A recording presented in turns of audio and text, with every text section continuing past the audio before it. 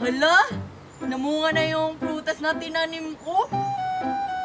Mamaya ko na ito kukunin. Uwi mo na ako sa amin. Marian, saan tayo? Basta, sumunod ka lang sa akin. Saan nga? Basta, Saan nga? Kanina pa tayo palakad-lakad. basta, puntahan natin yung prutas ni Queenie. Baka namunga na yun. Eh paano kung hindi pa? E di wala tayong magagawa, e di uwi. Tara na nga.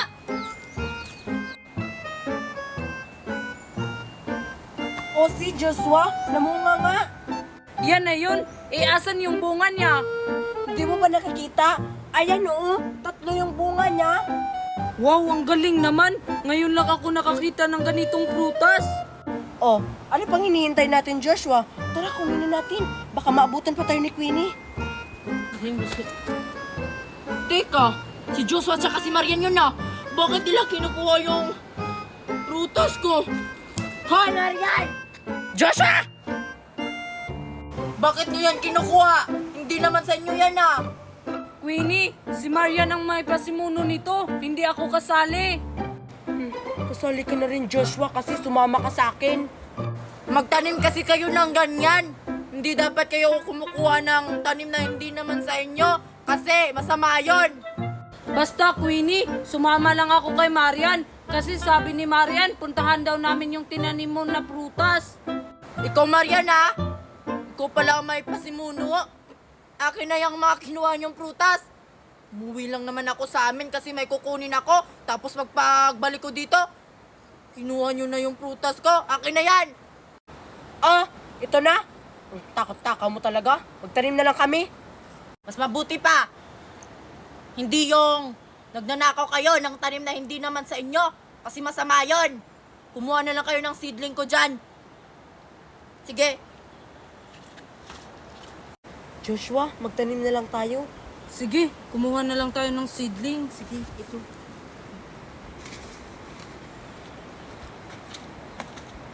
Ano ba yan, Marian? Sayang yung pagpunta natin dito, no? Tingnan mo yung saging namin, hilaw pa. Yan lang ba yung saging nyo, Joshua? Meron pa ba? Meron pa, nandun sa kabila. Baka hilaw pa siguro yun. Huwag na lang natin puntahan. Di pa naman tayo nakakasigurado kung hilaw pa yun. Ay, oo nga, no. Tara, puntahan natin sa kabila. Ano kayang gagawin ko ngayon? Ang boring kasi sa bahay eh. Paulit-ulit na lang yung pinapanood ko na palabas. Ay, puntahan ko na lang doon sa likod sa bahay namin. Baka hinog na yung saging namin. Oh my God, Joshua! Nakikita mo ba yung nakikita ko? Oh my God, hinog na yung saging nyo. Oo nga. Eh, paano natin kukunin yan? Eh, hindi naman natin yan maaabot. Basta ako bahala, punta tayo dun. Umangkas ka sa bato, Marian, para maabot natin yung saging. Sige, ako bahala.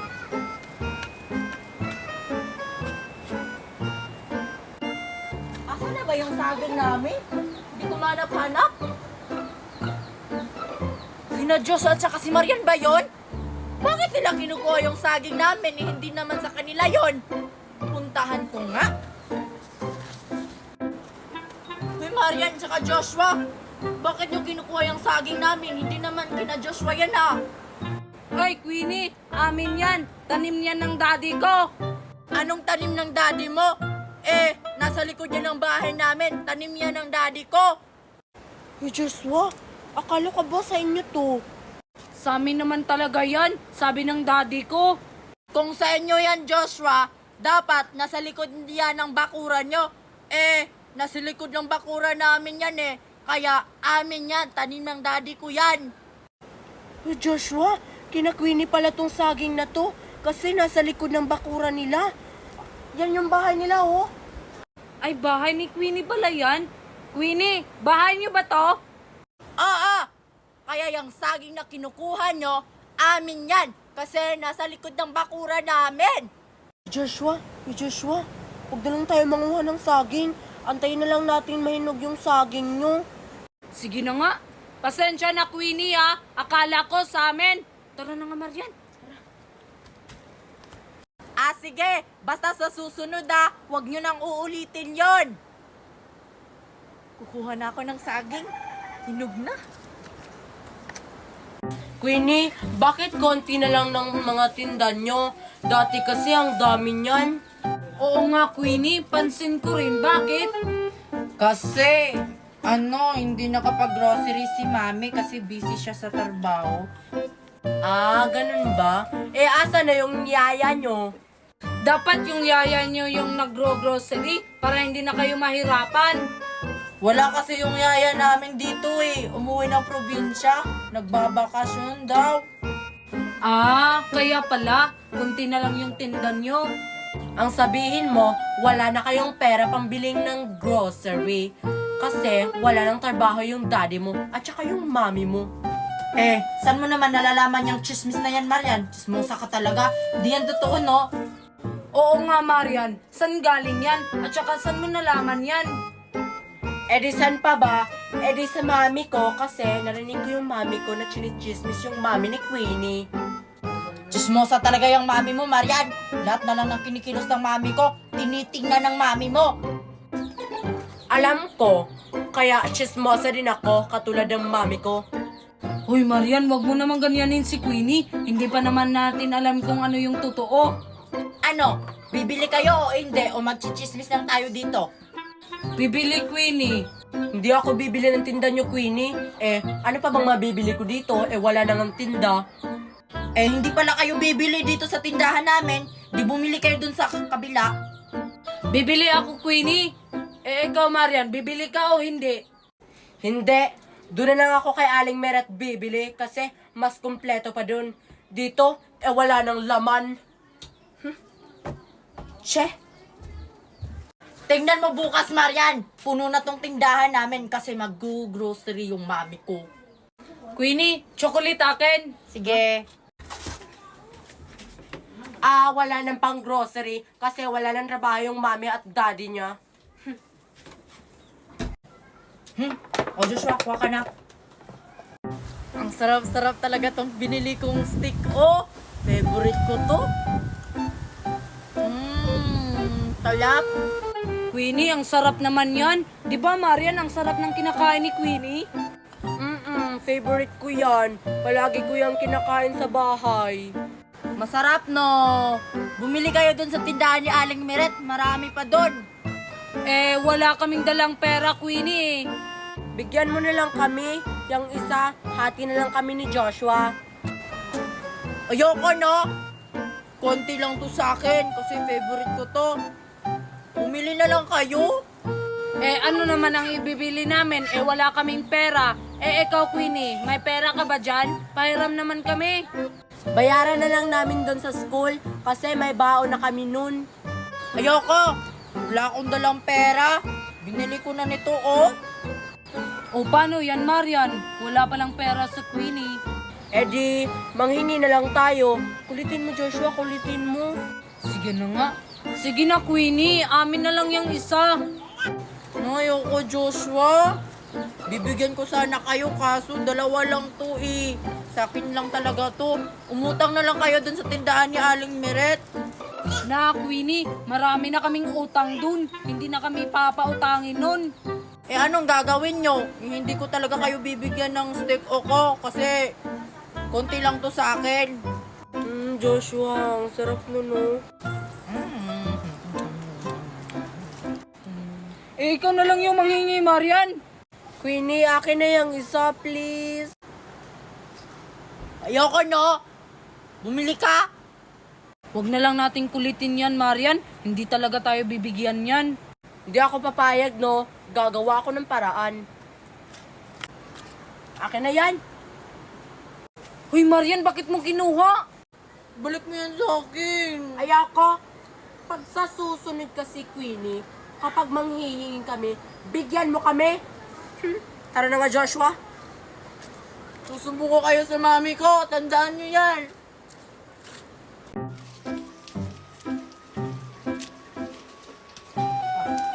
Mercy, meron pang ganyan? Oo, meron pa. Madami nandun sa buti. Ah, meron pa? Ang dami! Ano, may nakuha ka, Nicole? Oo, ito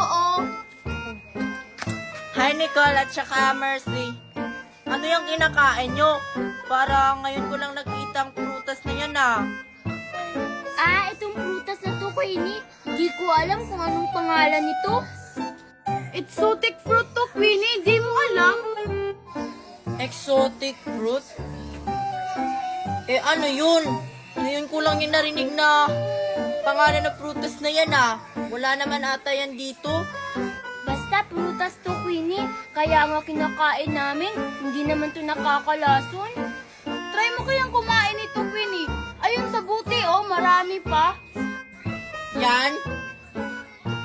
Baka nakakalason yan. Baka masisira yung tiyan ko. Ayoko ma-hospital na naman. Ano ka ba? Hindi nakakalason yan. Kung nakakalason to, hindi namin to kakainin. Oo nga, itry mo kaya, Queenie. Masarap para siyang strawberry. Basta pag nagkasakit ako kapag kinain ko yan, lagot talaga kayo sa mami ko. Sige, kukuha na ako ng isa. O balatan mo na yan. Nasa loob yung laman.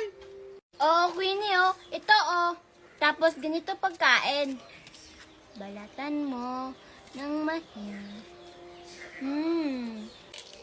Ganito?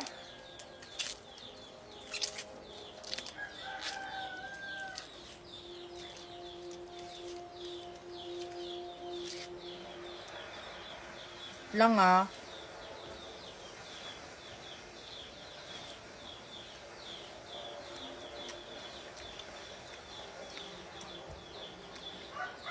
Ano, Queenie? Anong lasa? Masarap. Ang sarap niya, puro siyang strawberry.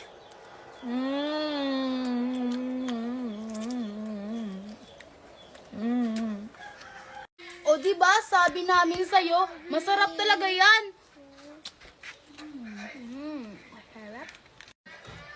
Ang sarap nga, mag-uuwi ako sa bahay.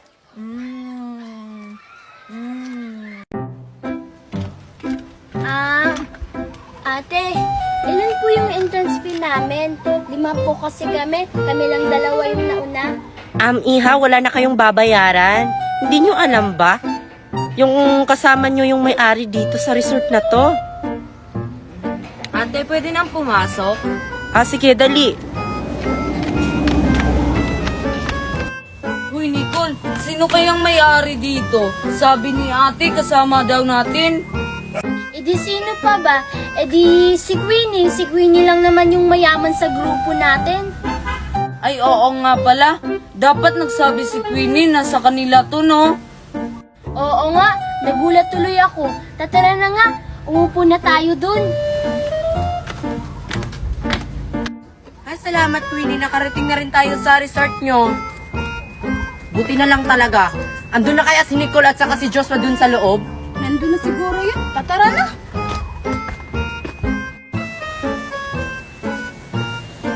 Hala, Joshua, naiwan ko yung mga pagkain natin. Nandun sa bahay. Ano?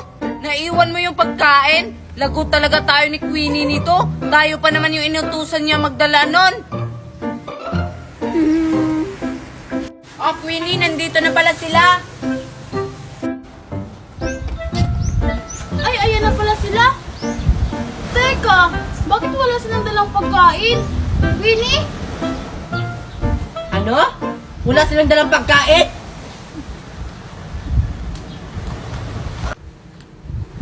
Nicole! Joshua! Asan yung pagkain natin? Queenie, naiwan daw ni Nicole. Bakit nyo naman iniwan yung pagkain natin? Anong kakainin natin dito? Oo nga, palpak talaga si Nicole. Kahit kailan di nag-iisip. Nakalimutan ko kasi dahil sa pagmamadali ko. Queenie, bumili na lang tayo ng pagkain sa labas. Total, mayaman naman kayo. Uy, ano ka ba, Nicole? Ang dami yung pagkain, tapos iniwan mo. Anong bibili ng pagkain, Nicole? Ang dami nun! Bakit mo naman iliwan? Tanga-tanga mo talaga! Grabe ka naman sa akin, Queenie. Naiwan ko lang naman. Sige, uwi na lang ako. Di umuwi ka! Wala ka namang silbi dito. We! Mas mabuti pang umuwi na yan. Uuwi talaga ako. At saka kakainin ko yung mga naiwang pagkain sa bahay.